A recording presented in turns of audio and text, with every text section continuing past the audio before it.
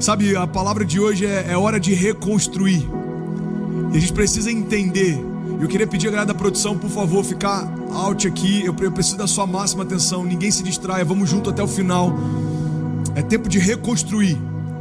E a gente precisa entender que existem momentos, tempo para todas as coisas. Tempo de começar, tempo de reavaliar o que foi feito, tempo de reconstruir a partir das ruínas do que se perdeu. Há tempo de olhar para trás e reavaliar. Deus, eu entrei em portas que não foi o Senhor que abriu, eu não quero errar de novo. Tem algo que o pastor Márcio fala que a grande verdade é que a gente precisa se preocupar não tanto só em acertar, mas em errar menos. E eu acho que a gente está diante de um cenário em que a gente tem essa oportunidade, a gente dizer: Jesus, eu quero errar menos, eu não quero entrar em portas que o Senhor não tem para mim, eu não quero viver palavras que o Senhor não tem para mim, eu não quero fazer alianças que o Senhor não tem para mim, eu quero reconstruir do jeito certo. Você está comigo? Então é hora de reconstruir. Sabe, eu quero falar um pouco hoje da história de Noé, e me chama a atenção inúmeras coisas da história de Noé. A primeira coisa que me chama a atenção na história de Noé é que Deus pede para ele construir algo que iria abrigar ele da chuva. A loucura é que a gente não tem registro se de fato já havia chuva até aquele momento. Quando o jardim foi criado, a Bíblia diz que vinha uma névoa que surgia do solo e irrigava toda a criação. Você sabia disso?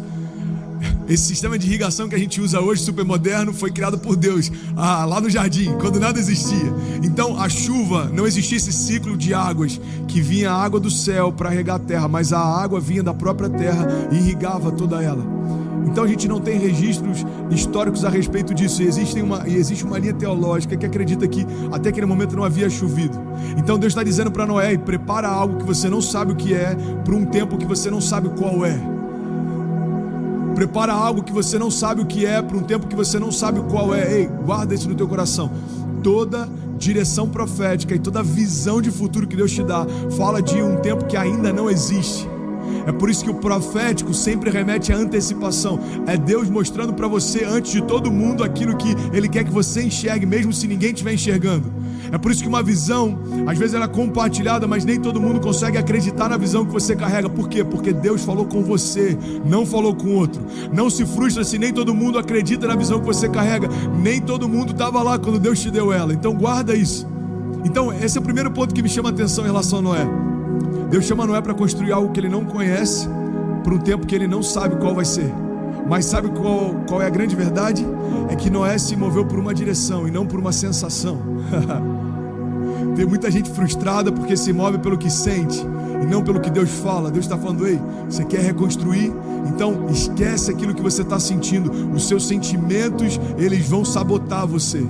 As suas emoções podem sabotar você. A Bíblia diz que o coração do homem é enganoso. Então Deus está falando: ei, não se move pelo que sente, não se move pelo que acha, não se move pelo que dizem, não se move nem pelo que você vê, se move pelo que eu vou mostrar para você. Você está comigo? Então a primeira coisa que me chama a atenção: o que Deus orientou Noé para fazer não tinha lógica. Essa é a primeira chave que eu quero compartilhar com você. Não havia lógica. E essa é a grande chave para o milagre. As maiores experiências de fé, elas sempre vão negar a lógica. As maiores experiências de fé, elas sempre vão refutar a lógica, subjugar a lógica. Por quê? Porque fé significa crer no que Deus falou. Fé significa: não me importa se a física diz que é impossível andar sobre as águas, Jesus está andando sobre as águas, então eu vou andar também. Não importa se a física diz que o mar não tem como se abrir e ele manter em paralelo, como se fossem muralhas feitas de água, até que o povo passe por uma porção seca. Não importa. Se Deus disse: toca o cajado, eu vou tocar o cajado e vai acontecer. Cara, Jesus chega num ponto em que ele fala: Pedro, a gente precisa pagar os impostos. E acredita-se que os impostos foram pagos por Jesus e Pedro porque os outros discípulos eram tão jovens a ponto de não precisar pagar impostos ainda. Jesus chama alguns que eram jovens, outros adolescentes, provavelmente. Então, quando eles precisam pagar o imposto, ele fala: ei, Pedro, cara, isso é muito poderoso, vamos junto, cara. Tem algo de Deus fresco para ser derramado aqui hoje. Ele diz: ei, Pedro, faz o que você sabe. Vai próximo do mar e traz um peixe. E quando você pescar esse peixe, dentro da boca dele vai ter uma moeda de ouro, suficiente para pagar os impostos. Dê a César o que é de César e dê a Deus o que é de Deus. Sabe o que é interessante? Deus sempre vai usar talentos naturais para atrair o sobrenatural. Pedro, o que você sabe fazer? Pescar. Então pesca. Porque naquilo que você pode, se manifesta aquilo que só eu posso fazer. Pedro poderia pescar por 30 anos, aquilo não aconteceria sem que antes houvesse uma palavra de Jesus. Então ele está dizendo, você vai fazer o que você sempre fez, mas você vai viver o que você nunca viveu. Cara, isso é muito poderoso. Você vai fazer o que você sempre fez, mas você vai viver o que você nunca viveu. Se Pedro fosse agricultor, certamente Jesus diria, Pedro, onde é que tem uma plantação aqui perto? Ah, Senhor, tem a tantas milhas de onde a gente está. Então vai lá e vai na árvore X e colhe algo dela. E ele abriria um fruto e teria uma moeda de ouro lá. Se Pedro fosse, sei lá, cara, o que Pedro poderia ser naquela época, se Pedro fosse um carpinteiro, ele ia falar, ei Pedro, pega qualquer trabalho feito de madeira e parte no meio. E dentro dele vai ter aquilo que a gente precisa, porque Jesus ele usa na linguagem que você entende, para você entender que, cara, eu sei como isso funciona, eu sei que isso aqui não é normal. Então Deus está dizendo aí, os homens funcionam, mas eu não funciono. Um Deus que gera milagres não tem a ver com funcionamento. Funcionamento é mecânico, mas o fluir é orgânico. Deus está falando aí, isso é quem eu sou, isso é quem eu sou. Milagres, isso é quem eu sou. Cura, isso é quem eu sou. Provisão, isso é quem eu sou. Eu não posso negar a mim mesmo, eu não posso negar a minha natureza. Isso é quem eu sou, ei. E sabe qual é a boa notícia? Quando confiamos no grande eu sou, a gente experimenta quem ele é. Então, quando Jesus diz, olha, eu sou o que sou, ele está dizendo, isso é quem eu sou. A minha natureza traz cura, provisão, libertação, liberdade, renovo. É tempo de reconstruir. Então é interessante, Deus sempre vai usar o natural para mover o sobrenatural, e para que isso aconteça ele sempre vai ferir a lógica. Não tem sentido um peixe que carrega dentro do ventre uma moeda de ouro, é porque a moeda não estava lá. Quando a palavra de Deus liberou, a moeda surgiu. Não haviam milhões de peixes e ele falou, olha, quando você chegar lá, eu estou atraindo esse peixe para vir até... Não. A barriga daquele peixe estava vazia, a palavra de Deus preencheu com milagre. Assim como foi com Maria, o ventre virgem, Deus preencheu com Jesus. Assim como foi com Isabel, a mãe de João Batista, aquele que preparou o caminho, ventre estéril, Deus preencheu com João Batista. Então Deus está dizendo, ei, eu preencho o natural com o sobrenatural, e assim eu me revelo para você. Eu preencho o natural com o sobrenatural, e assim eu me apresento para você. Eu preencho o natural com o sobrenatural, e assim eu envergonho a lógica. Assim eu confundo aqueles que pensam que são. Assim eu coloco as coisas no lugar, e quando parece que está tudo desmoronando, eu estou dizendo para você, fique em paz, só está se encaixando. Eu estou colocando coisas em ordem, prioridades em ordem. Eu só quero te chamar a atenção para você perceber que naquilo que você sempre fez e não viu milagre, só porque a minha palavra entrou em cena, o milagre começou a acontecer. É isso que Moisés viveu, é isso que Abraão viveu, é isso que Noé viveu, é isso que Davi viveu, é isso que Pedro viveu, e é isso que nós vamos viver. Você está comigo? Então, a primeira chave, as maiores experiências de fé não dependem da lógica, pelo contrário, elas só dependem de uma convicção. Deus fala, Noé, começa a construir. E é interessante, cara, algo que a gente precisa parar para analisar. Quando Noé começa a construir, ele constrói com árvores. O barco que trouxe salvação sobre a casa dele. Deus sempre vai pedir para que a gente faça com aquilo que está disponível. Deus fala, ei, com o pouco que você tem, eu vou fazer tudo o que você precisa. Para aquela mulher que fala para o profeta, eu só tenho um pouco de farinha e azeite. Aí o profeta fala, então vai, faz um bolo para mim, me dá a primeira parte. Mas é tudo que eu tenho, eu e meu filho vamos morrer se a gente não comer. Ei, dá a primeira parte. Ele está dizendo, me dá a oportunidade de gerar o que você precisa, porque toda entrega é uma oportunidade de Deus falar, me dá o pouco que você tem e deixa eu suprir tudo que você precisa. A gente vê isso em vários momentos.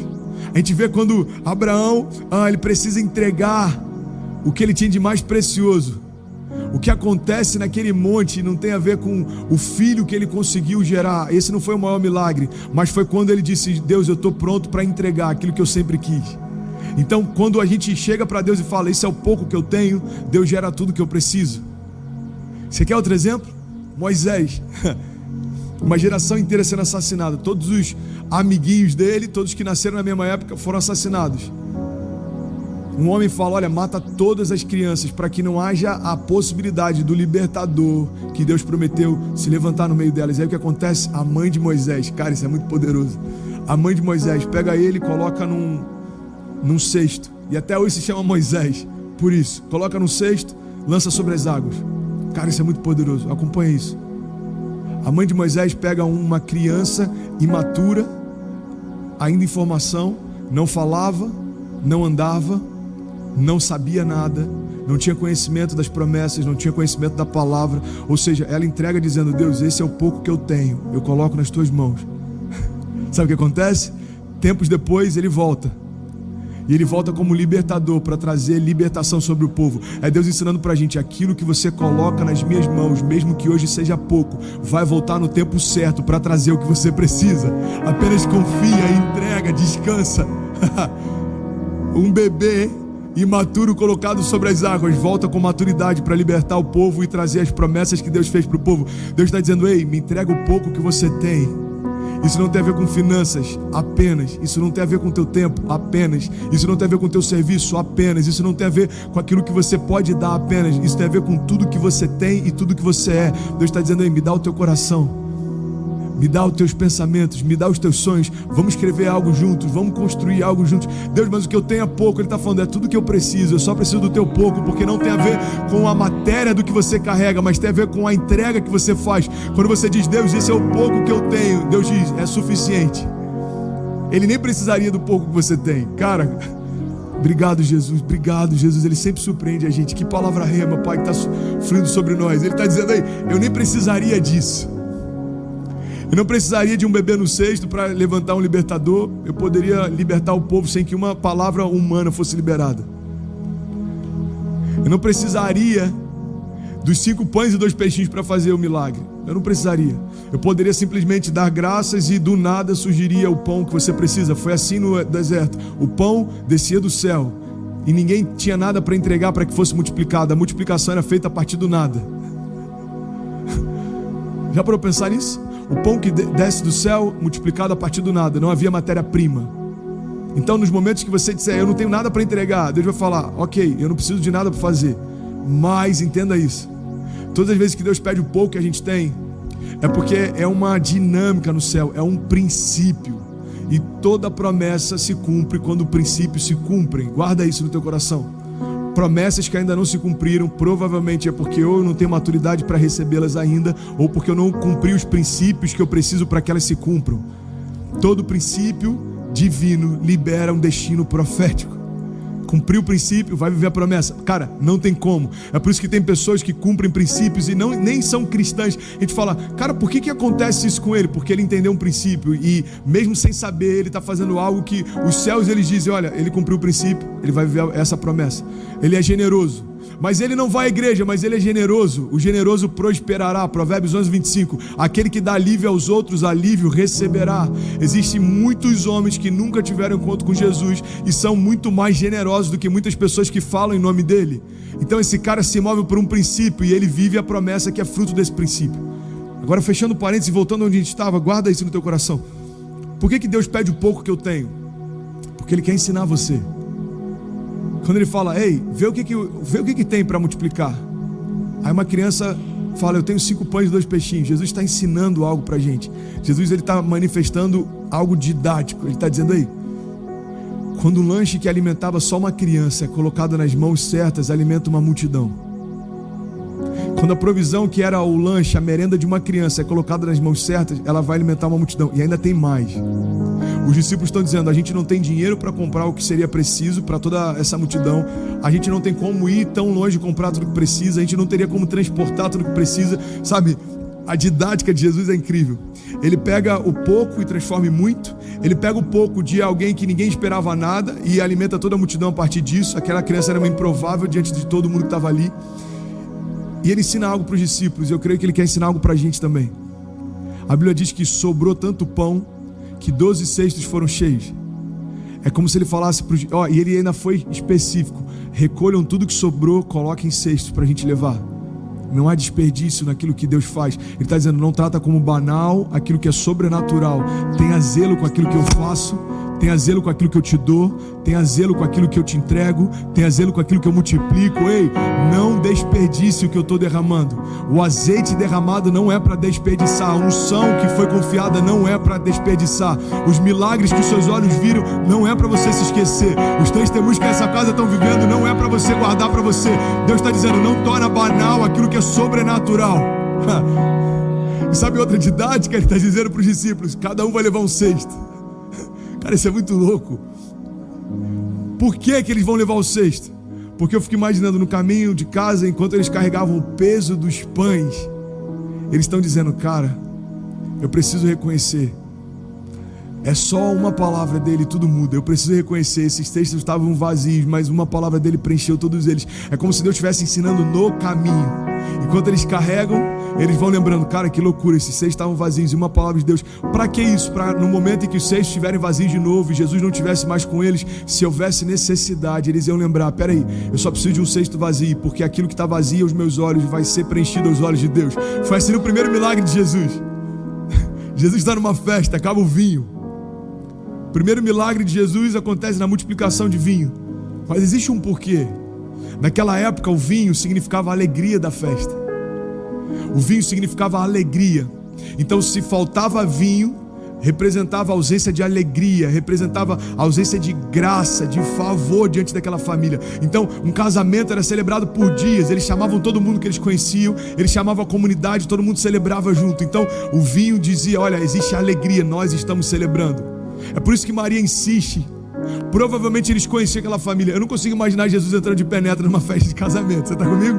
Eu não consigo Jesus falando, e aí, qual que vai ser a boa de hoje? Alguém fala, cara, tem uma festa de casamento. Oh, vamos lá.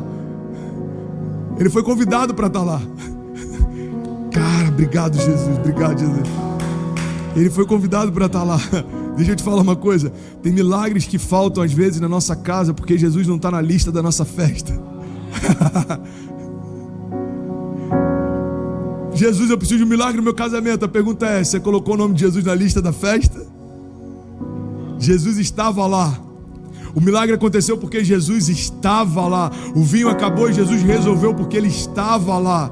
O milagre era necessário e ele aconteceu porque ele estava lá. A segurança que você precisa é só a convicção de que Jesus está onde você precisa. Preciso de um milagre na minha casa. A pergunta é, você já deixou Jesus tomar o lugar da tua casa? Preciso de um milagre na minha empresa. Aí, você já convidou Jesus para dentro da tua empresa? Talvez você nunca orou dentro da tua empresa. Eu não estou falando para você fazer algo religioso. A partir de hoje é obrigatório a oração antes. Não. Deixa as pessoas perceberem que você trouxe Jesus para aquele lugar. E elas vão ver que Jesus é quem fez o vinho multiplicar quando a alegria estava acabando na festa. Jesus só fez milagre naquela festa porque colocaram o nome dele na lista. Isso é muito poderoso. E aí sabe o que acontece? Fechando esse parênteses e voltando, acaba o vinho. Maria, ela insiste com Jesus, e eu creio que esse é um princípio. Eles foram convidados para estar lá, eu tenho plena convicção disso. Então a preocupação de Maria vai muito além de um elemento no buffet. Maria não estava preocupada com tipo, cara, acabou esse tipo de comida. Tinham outros tipos, mas o simbolismo do vinho era muito específico. É como se Maria dissesse, ei filho, a gente conhece essa família, eles estão passando vergonha porque a alegria da festa acabou. Então na verdade o que Jesus fez foi salvar a festa. Jesus saved the party. Jesus salvou a festa. Ele falou, não vai acabar, porque eu estou aqui. E eu quero liberar isso sobre você. Em momentos em que parece que as luzes estão se apagando, parece que o milagre não vai acontecer, parece que o romper, Jesus vai falando, fique em paz, sou eu quem salvo a festa, sou eu quem dou a última palavra. Então faz o que você tem e deixa eu fazer aquilo que só eu posso. Traz para mim algumas talhas. E eles trouxeram talhas utilizadas para purificação e encheram de água. Então Jesus diz, olha, encha de água até a boca, cada uma delas. E assim fizeram. E a gente aprende uma outra coisa com Jesus: só faz o que eu te direcionei e tenha certeza que você vai colher o que eu te prometi. E às vezes a gente não está vivendo alguns milagres porque Deus dá uma direção uma vez, 2 vezes, 3 vezes, 4 vezes, e a gente ainda está reclamando com o vinho que acabou. Jesus fala, faça isso. Jesus, ele está falando, olha, desculpa, mas murmuração não gera milagres. Posicionamento sim. Reclamação, o quanto você reclama do que não aconteceu, não vai te dar o que você precisa. O teu posicionamento vai. Então Jesus está dizendo, só faz o que eu pedi. Assim como foi com Pedro, naquela moeda de ouro na boca do peixe. Assim como foi com os discípulos, quando ele diz, traz o que vocês têm, eu vou multiplicar. Assim foi também com aquele primeiro milagre. E a Bíblia diz que ele transforma a água em vinho. Cara, isso é muito poderoso. Eu nem consegui pregar, por isso que as duas mensagens são diferentes, mano. Deus está aqui, amém? Tem alguém recebendo algo de Deus? E existe algo poderoso, cara, no milagre que a gente precisa entender. Se Deus tivesse multiplicado, presta atenção, se Deus tivesse transformado aquela água em água com gás, seria estúpido. Fala a verdade. Deus fala, pode experimentar. Aí eles pegam e começam a experimentar. O que virou? Virou água com gás. Cara, isso é muito forte. Pastor, isso seria estúpido, eu sei. Mas é isso que acontece quando a gente está em Deus e não deixa Deus transformar quem a gente é. A gente continua tendo a essência que tinha, a natureza que tinha, mas o que mudou foram algumas características. Então, eu não entendi, eu vou te explicar. Alguém que está em Deus, mas não permite que Deus transforme a sua natureza, é como se Deus tivesse transformado água em água com gás. A natureza é a mesma, o que mudou é que alguma coisa foi acrescentada em você. Mas o que Deus tem para você não é mudar características, mas mudar a tua essência. É pegar a água e transformar em vinho. É pessoas olharem para você e não reconhecerem mais quem você é em relação a quem você era. O sabor mudou, o cheiro mudou, a textura mudou, tudo mudou. Por quê? Porque Deus não quer mudar a tua estética, Deus quer mudar a tua genética. Deus não quer mudar características, Deus quer transformar a tua essência. Deus não quer mudar algumas coisas em você, Deus quer mudar você por inteiro. Ele quer fazer novas todas as coisas. É por isso que só existe o novo de Deus quando morre o velho. Só vai ter o novo de Deus em você quando morrer o teu velho. Quando morre o velho homem, nasce o novo homem. Quando morre o meu passado, nasce o futuro em Deus. Quando morrem as minhas vontades, nasce a vontade de Deus. Quando morrem os meus planos, nascem os planos de Deus. Quando morrem os meus projetos, nascem os projetos de Deus. Quando eu falo, Deus, eu cansei de tentar do meu jeito, Deus fala, então fique em paz, deixa que eu vou fazer do meu. Parece óbvio que eu estou falando, mas eu quero te lembrar uma coisa aí. Deus sabe o que está fazendo. Deixa Deus ser Deus. Pastor, mas eu não entendo. Ele não te chamou para entender. Você jamais entenderia. Pastor, mas eu não sei como vai ser. Ele não te chamou para saber. Primeiro tópico da mensagem, eu vou ter que terminar sem entrar nos outros. A gente prega no final da noite. Mas não faz lógica. Ele não chamou para você se mover por lógica. Aí chega uma hora que a gente fala assim, cara, eu desisto de tentar entender. Aí Jesus fala, até que enfim, agora eu posso começar a fazer. Porque você entendeu que não tem a ver com entendimento, mas tem a ver com convicção. Naqueles momentos que a gente fala, cara, não faz sentido, Deus começa a fazer. Deus não tem lógica, então eu vou começar a fazer. Deus, eu não sei como vai ser, mas eu sei, confia em mim. Entrega os teus caminhos ao Senhor, confia nele, o mais ele fará. Entrega os teus caminhos ao Senhor, confia nele, o mais ele fará. A lógica é envergonhada quando Jesus entra em cena. A doença é envergonhada quando Jesus entra em cena. Diagnósticos são envergonhados quando Jesus entra em cena. Sabe, um prognóstico fala a respeito de algo que foi diagnosticado antecipadamente ou de algo que você acredita que vai acontecer. Então tem doenças ou cenários que pessoas, analistas, técnicos, eles enxergam antes de todo mundo. Então eles dizem, olha, o cenário é de recessão nos próximos meses, o cenário é de problemas nos próximos meses, o cenário é, ou seja, eles estão fazendo algo futuro, eles estão dizendo do que vai acontecer, e eles têm sabedoria para isso. Às vezes acontece algo que é um diagnóstico, ou seja, foi feito depois do que aconteceu. E não sei se você sabe, quando alguém morre, é necessário ser emitido um laudo, ou seja, alguém precisa dizer o que aconteceu para que aquela morte acontecesse. Mas sabe o que é interessante? Tanto para mover o sobrenatural antes que aconteça, como para mover o sobrenatural depois que aconteça, Jesus continua sendo suficiente em ambos os casos. Então, antes da doença chegar, Ele pode liberar a cura sobre você se você confiar e descansar. Pastor, mas e depois que a doença chegou? Também, Lázaro estava morto e ele já fedia. Qual é o diagnóstico? Morte. Qual é o estado? Decomposição. Quais são as características? Ele fede. Como é que está o povo ao redor? Desesperado. Existiam carpideiras, o povo está em crise. Quando Jesus chega, a Bíblia diz que alguns entre si começam a questionar: esse não é aquele que cura? Esse não é aquele que cura os cegos, que cura os surdos? Esse não é aquele que faz o paralítico andar? Por que ele não chegou antes? Esse é o problema da criação, tentando dizer para Deus o momento que ele tem que entrar em cena. Se você tivesse chegado antes, se você tivesse feito assim, se você tivesse... E Deus está falando: really? Vocês querem dizer para mim o momento que eu tenho que entrar? A cena fui eu quem construí, os personagens dessa história também. Então Deus está dizendo: ei, eu sou o diretor da história, fique em paz, eu sei onde ela vai acabar. Então o povo está dizendo: se ele tivesse chegado, o se rouba o sobrenatural de muita gente. A gente fica fazendo conjunturas, a gente fica pensando: se eu tivesse fechado aquele negócio, se eu tivesse aceito aquela proposta, se eu tivesse, se. Você está dizendo que dependia mais de você do que de Deus, e Deus está dizendo: eu não dependo dos sis que você pode dar, eu só dependo do sim que você pode dizer. Se você disser sim, eu aceito, sim, eu confio, sim, eu descanso, sim, eu mergulho, sim, eu entrego. Esquece os sims e me dá o teu sim. É tudo que eu preciso para fazer o novo. O time de louvor pode chegar, eu estou finalizando. Sim, sim, Senhor, nós cremos. Então qual é o cenário? Morte. Qual é o estado? Decomposição. Como é que está o povo? Alvoroçado. Como é que está a multidão? Em crise. Como é que está Jesus? Jesus chega diante do túmulo e ele faz um convite só. Eu sou apaixonado nesse milagre, porque esse milagre representa aquilo que o Evangelho faz cada vez que a gente prega. Eu creio nisso, cara.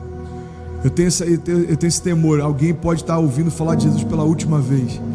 Tem dezenas de Lázaros me ouvindo agora exatamente. E a palavra que eu tenho para você é: vem para fora. Sai do lugar da tua crise, vem para o lugar do teu milagre. Jesus está te chamando para fora. Vem para fora. Pastor, mas o meu coração está fechado. Não tem a ver com o que você ouve. Lázaro não ouviu nada do que Jesus falou, mas a criação ouviu e se submeteu ao que ele disse. Então Jesus do lado de fora diz: ei, Lázaro, vem para fora. E ele ouviu o convite. Isso que é o mais louco. Eu já preguei sobre isso inúmeras vezes, mas vai soar como novo no teu coração. Deixa Deus invadir você. Presta atenção. Lázaro vem para fora, mas antes disso algo acontece. O povo rola a pedra. Jesus está dizendo: ei, rolem a pedra. E esse é o motivo pelo qual nem sempre a gente vive milagre, porque a gente está esperando Jesus rolar pedra. Jesus não rola pedra, Jesus ressuscita mortos. Rolar pedra significa você fazer o natural, o que você pode, o que você consegue, e o restante, aí é só Deus quem faz, irmão. Deus está falando: ei, rola a pedra e não se incomoda com o cheiro do que parecia morto. Fique em paz, eu vou fazer ele voltar a viver. Sabe outra coisa incrível? E eu estou terminando aqui. Depois que Lázaro vem para fora, a Bíblia diz que Jesus dá uma ordem: retira dele as ataduras. Ei, Lázaro estava vivo, mas ainda estava preso. Talvez exatamente assim que você está. Você está vivo, mas ainda está preso. Você já viu Jesus tocar em você, você já experimentou algo novo, mas você ainda está preso em algumas ataduras, amarras, sejam emocionais, sejam físicas, sejam pensamentos, sejam ideias, talvez ideias erradas a respeito de quem Deus é, talvez ideias erradas a respeito de quem você é, e Deus está falando: ei, eu já te trouxe para fora, mas por que eu não consigo romper, Deus? Porque existem algumas coisas que ainda te prendem, existem algumas amarras que ainda te impedem, existem algumas coisas que ainda dizem para você: não vai dar, você não vai conseguir, não vai acontecer. E então Jesus dá uma ordem, ele diz: ei, vocês que fluíram no natural e removeram a pedra, agora uma vez mais fluam no natural e removam as amarras. E depois que todas as amarras são retiradas, então Jesus diz: ei, dá comida para ele está com fome. É como se Jesus dissesse: ei, eu sei do que você precisa, fique em paz. Eu sou quem traz você da morte para a vida, eu sou quem tira as amarras que te prendem, e eu sou quem provê aquilo que você precisa também. Fique em paz, eu continuo sendo Deus, e o que eu falo continua se cumprindo. Feche teus olhos, eu quero orar com você. Cara, quanta vida de Deus fluindo. Obrigado, Jesus, obrigado, Jesus. Obrigado por essa manhã, Jesus. Obrigado por essa palavra, Jesus. Obrigado pelos teus milagres, Jesus. Obrigado, Pai. Obrigado, obrigado. Nós queremos a poder no teu nome para curar. Há poder no teu nome para libertar, há poder no teu nome para liberar destinos, há poder no teu nome para mudar histórias, há poder no teu nome para ressuscitar mortos, há poder no teu nome, Pai, para reescrever a história, há poder no teu nome para apagar o passado, estabelecer o futuro, há poder no teu nome, Jesus, para confundir os que pensam que são e estabelecer aqueles que o Senhor diz que são. Pai, há poder no teu nome para que toda palavra profética liberada no ambiente de fé, de milagre, se cumpra. E nós cremos e nós declaramos, Pai, a tua vontade é melhor do que a nossa, os teus caminhos são melhores que os nossos. Então faz o que o Senhor quiser, em nome de Jesus. Feche teus olhos onde você estiver, a gente vai ministrar esse louvor. Eu quero te fazer um convite, tira tudo que te distrai, feche teus olhos e deixa Jesus invadir você. Existem milagres disponíveis para você hoje. Se você crer e não duvidar, certamente você vai experimentar o maior romper da tua história, em nome de Jesus.